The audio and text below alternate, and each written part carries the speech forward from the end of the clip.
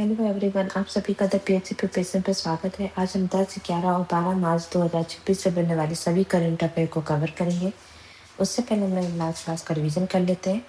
अभी कुछ दिनों से क्लास जो है कंटिन्यू नहीं हो पाया था क्योंकि मैं ट्रैवलिंग कर रही हूँ, इसलिए क्लास रिकॉर्ड होने में थोड़ी दिक्कत हो रही है। मैं कोशिश करूँगी जल्द से जल्द ये कंटिन्यूस हो जाए, ठीक है। अभी शुरू करते हैं लास्ट क्लास के रिवीजन से। लास्ट क्लास में हमने पढ़ा था कि हुरन ग्लोबल रिच लिस्ट 2026 के अनुसार भारत का विश्व में कौन सा स्थान है, तो ये थर्ड है। इस देश के मेट्रोपॉलिटन म्यूजियम ऑफ आर्ट में हिंदू देवी देवताओं की प्रदर्शनी लगाई जाएगी अमेरिका में।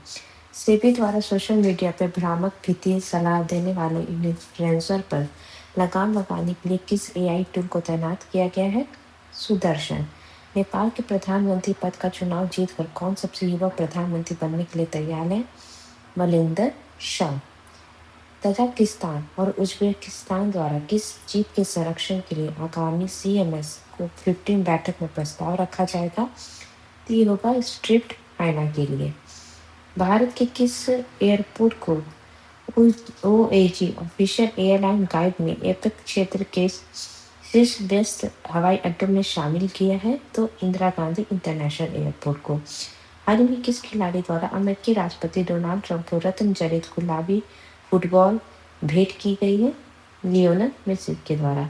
हाल में किस देश द्वारा पहली बार पार्किंसंस रोग के लिए स्टेम सेल उपचार की मंजूरी दी गई है? तो जापान के द्वारा।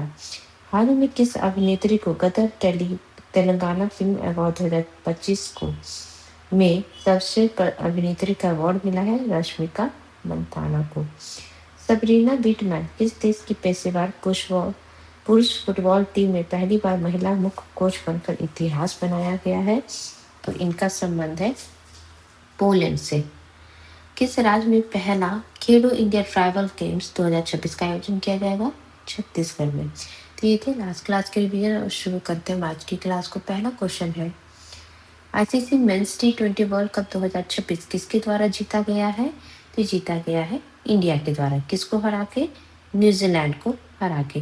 इस चैंपियनशिप के बाद जो है इंडिया के द्वारा बहुत सारे जो है रिकॉर्ड भी बनाए गए और ब्रेक भी किए गए। तो हम पढ़ते हैं, इंडिया जो है, भारत टीम जो है, ये पहली ऐसी टीम बनी है जो लगातार 2 और कुल 3 T20 विश्व कप जीतने वाली पहली ये टीम बनी है। और यही नहीं, इसके साथ ही किसी भी टीम के घर में कि इस ट्रॉफी को जो नहीं जीता गया था वो जीत पाने वाली भी इतिहास की पहली टीम बनी है, वो बनी है इंडियन टीम, ठीक है। और भारत के द्वारा जो ICC ये जो प्रतियोगिता हुई, इसमें प्लेयर ऑफ द सीरीज कौन रहे थे? संजू सैमसन। मोस्ट रन बनाया गया था सहीब जादा फरहान जो पाकिस्तान से हैं, 383 रन।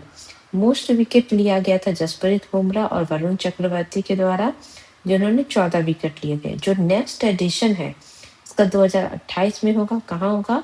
कौन होस्ट करेगा? ऑस्ट्रेलिया और न्यूजीलैंड। इसके अलावा भारत की ICC ट्रॉफी देखें तो भारत ने जो है कब ICC ट्रॉफी जीता है? 1983 में जीता है वनडे विश्व कप, 2002 में जीता है चैंपियंस ट्रॉफी, 2007 में जीता है T20 वर्ल्ड कप, 2011 में जीता था वनडे विश्व कप, 2013 में चैंपियंस ट्रॉफी और 2024 में T20 विश्व कप, 2025 में चैंपियंस ट्रॉफी और 2026 में T20 वर्ल्ड कप। और जो है ये 2007 में जो है T20 जीता गया था, 2024 में, 2026 में, ठीक है। नेक्स्ट क्वेश्चन है, अंतर्राष्ट्रीय महिला दिवस कब मनाया जाता है? तो मनाया गया है 8 मार्च को। तो 2026 को जो है 8 मार्च रविवार था, पहले रविवार को मनाया जाता, तो मनाया गया है। और इस दिन का मुख्य उद्देश्य है कि महिलाओं को जो सामाजिक, आर्थिक, सांस्कृतिक और राजनीतिक उपलब्धि का है उसको जश्न मनाना और लैंगिक समानता के प्रति जागरूकता बढ़ाना। इसकी जो थीम है वो है गिव टू गेन। और संयुक्त राष्ट्र द्वारा जो है 2026 के लिए जो मुख्य विषय तय किया गया यूनाइटेड नेशन के द्वारा वो है अधिकार, न्याय, कार्रवाई सबके लिए, right, justice, action for all. ये इसके इतिहास अगर हम जाने तो महिला दिवस क्यों मनाया जाता है, तो ये जो शुरुआत हुई थी यूनाइटेड नेशन के द्वारा 1975 में की गई थी।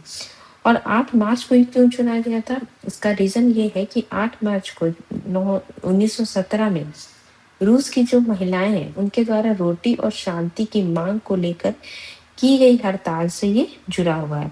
और इसका उद्देश्य महिलाओं को समान अधिकार, स्वतंत्रता और समाज में उनके अमूल्य योगदान के प्रति सम्मान देने के लिए ये समर्पित है। ठीक है, नेक्स्ट क्वेश्चन है, सिप्री की नवीनतम रिपोर्ट के अनुसार भारत दुनिया में हथियार आयात में मतलब इंपोर्ट में भारत दुनिया में किस स्थान पे? तो दुनिया में ये सेकंड नंबर पे।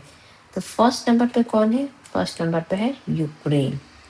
ठीक है, तो Stockholm International Peace Research Institute, इसका फुल फॉर्म है सिप्री का। इसके द्वारा जो रिपोर्ट जारी की गई है, आर्म्स इंपोर्ट में भारत जो है दुनिया का दूसरे सबसे बड़ा आयातक है। सेकेंड नंबर पे यूक्रेन है, क्योंकि यूक्रेन और रशिया के बीच जो लड़ाई चल रही है, तो उसके कारण जो है यूक्रेन के द्वारा जो है लगातार 4-5 सालों में काफी जो हथियार आयात किए गए हैं। मुख्य आपूर्तिकर, अगर सप्लायर्स की बात करें तो सबसे बड़ा जो है रूस जो है, भारत को सबसे ज्यादा 48% हिस्सा जो है भारत रशिया से जो है खरीदता था हथियार। लेकिन अब धीरे धीरे जो है भारत रूस पे अपनी निर्भरता कम कर रहा है, अब फ्रांस और इजराइल पे बढ़ा रहा है। अब भारत फ्रांस से 24% और इजराइल जैसे देशों से अधिक हथियार खरीद रहा है। अगर पूरे विश्व में देखें तो सबसे बड़ा जो है हथियार का एक्सपोर्टर कंट्री कौन है? तो वो है अमेरिका। ठीक है, इसके अलावा जो है अगर हम लिस्ट देखें कि किसको कौन सबसे बड़ा एक्सपोर्टर है, 5 देशों का लिस्ट देखें तो फर्स्ट पे तो यूक्रेन था, सेकंड पे इंडिया था, थर्ड पे कौन है? सऊदी अरब इम्पोर्टर में, फोर्थ नंबर पे कतर है और फिफ्थ नंबर पे पाकिस्तान है। ठीक है, और इन देशों के द्वारा कुल वैश्विक हथियार आयात का 35% प्राप्त हुआ है। अगर 2021-25 में यूरोप जो है 1960 वाले दशक के बाद पहली बार कुल वैश्विक हथियार आयात में सबसे बड़ा हिस्सा 33% जो है पूरे, अगर वर्ल्ड की बात करें तो यूरोप के द्वारा जो है पूरे वर्ल्ड में सबसे ज्यादा ये हथियार आयात किया है। दूसरे नंबर पे जो है वो है एशिया और ओशिनेशिया, जिसके द्वारा 31%, और उसके बाद जो है पश्चिम एशिया के द्वारा 26% और अमेरिका के द्वारा 5.6% और अफ्रीका के द्वारा जो है उसके बाद 4.3% का स्थान रहा है हथियार आयात में। ठीक है, नेक्स्ट क्वेश्चन है, नई दिल्ली में आयोजित अंतर्राष्ट्रीय आहार मेला 2026 में पार्टनर कंट्री कौन देश रही है? तो पार्टनर कंट्री जो है वो इटली रही है। तो ये भारत मंडपम में 5 दिनों के लिए जो है आहार मेला जो है वो आयोजित हो रहा है। ये अंतर्राष्ट्रीय व्यापार मेला है जिसका 40वां संस्करण जो है हो रहा है, और इसका उद्घाटन केंद्रीय वाणिज्य और उद्योग मंत्री पीयूष गोयल के द्वारा किया गया था। और पार्टनर कंट्री कौन है? इटली। ठीक है, ये 7 मार्च से 11 मार्च तक आयोजित हो रही है। नेक्स्ट क्वेश्चन है, हाल ही में चीता ज्वाला द्वारा 3 शावकों के जन्म के साथ देश में चीतों की संख्या कितनी हो गई है? तो अब चीतों की संख्या हो गई है 53। लगातार जो है भारत के द्वारा जो चीते मंगाए गए थे नामीबिया, साउथ अफ्रीका, बोस्वाना से अभी इसी साल मंगाए गए हैं, लेकिन उससे पहले जो है साउथ अफ्रीका, नामीबिया से मंगाए गए थे। तो उन चीतों के द्वारा जो है लगातार हर साल जो है शावकों का जन्म दिया जा रहा है। तो उसी के साथ जो है अभी जो है ये चीता ज्वाला के द्वारा दिया गया है 3 बच्चों को और शावकों को, और इससे चीतों की संख्या हो गई है इंडिया में 53। ठीक है, और भारत में जो प्रोजेक्ट चीता है वो अफ्रीका देश नामीबिया से लाकर सितंबर 2022 में प्रधानमंत्री नरेंद्र मोदी के द्वारा शुरू किया गया था। और सबसे पहले 8 चीते जो लाए गए थे वो कुनू नेशनल पार्क जो है जो मध्य प्रदेश में है वहां पे छोड़े गए थे, और उसी में जो है मादा चीता ज्वाला भी शामिल थी। उस समय उसका नाम सियाया था और बाद में उसका नाम चेंज करके ज्वाला किया गया।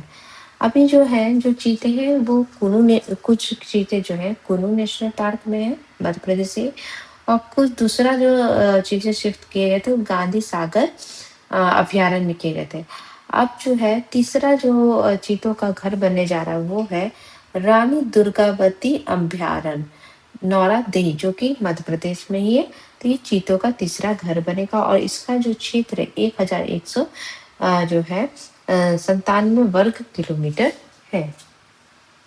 नेक्स्ट क्वेश्चन है, किस देश के सुप्रीम लीडर मुस्तफा खामनेई बने हैं? तो अभी जो है ईरान में जो है सुप्रीम लीडर की मौत के बाद जो नए सुप्रीम लीडर बने हैं वो बने हैं मुस्तफा खामनेई। ठीक है। तो अमेरिका इसराइल के हमलों में ईरान के सर्वोच्च नेता अयतुल्ला अली खामनेई की जो मौत हो गई थी, ठीक है, इनकी मौत हुई थी, तो इन्हीं का जो दूसरा बेटे है मुस्तफा खामनेई को नया सुप्रीम लीडर घोषित किया गया है। और ये 56 वर्षीय जो है कट्टरपंथी मुस्तफा की नियुक्ति पर ईरान में सर्वोच्च नेता का चयन करने वाली धार्मिक संस्था ने इस पे मुहर लगाई हुई है। मतलब ईरान में जो सर्वोच्च नेता जो होते हैं वो कैसे चुने जाते हैं, उनका जो एक ग्रुप होता है और वो लोग ही मिलके जो है अब ईरान देश का जो है सुप्रीम लीडर चुनते हैं। तो अभी जो है इनकी मौत होने के बाद इनको ही इनके दूसरे बेटे को चुना गया।